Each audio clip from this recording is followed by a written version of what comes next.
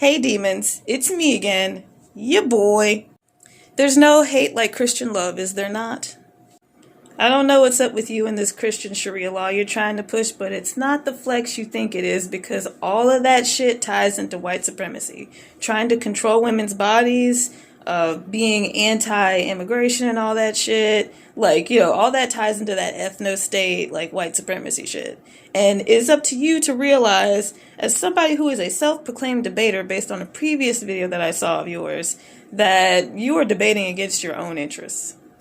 Now, I see in that video that there was something of an admittance that an abortion saves a life except for the babies.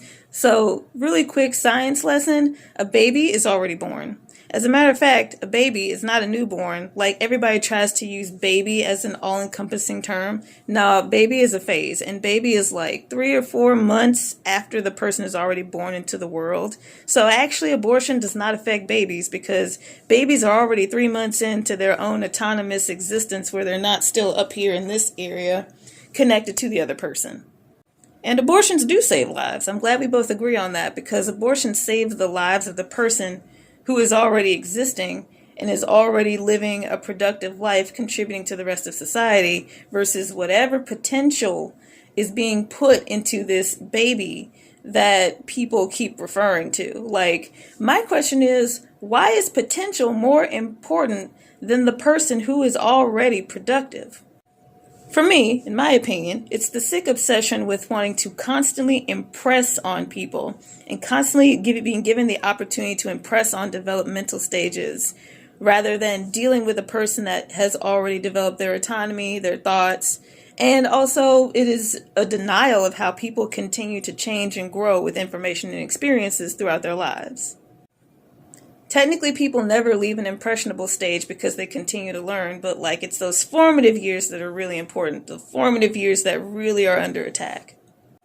And before we get into it, adoption is not a replacement for abortion. Abortion is a medical procedure, and adoption is an agency procedure.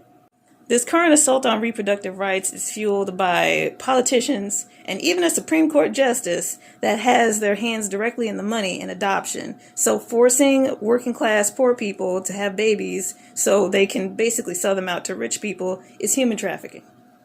And there is no, if you can't afford to adopt, you can't afford to raise a child, because adoption is a different set of fees and a different line of paperwork. I've also seen and heard adoption and foster care interviews, and there is a whole nother set of questions on there that they would not even think to ask birth parents. All of which we know you can bypass if you're rich, which usually means that you're white. So yeah, there's that.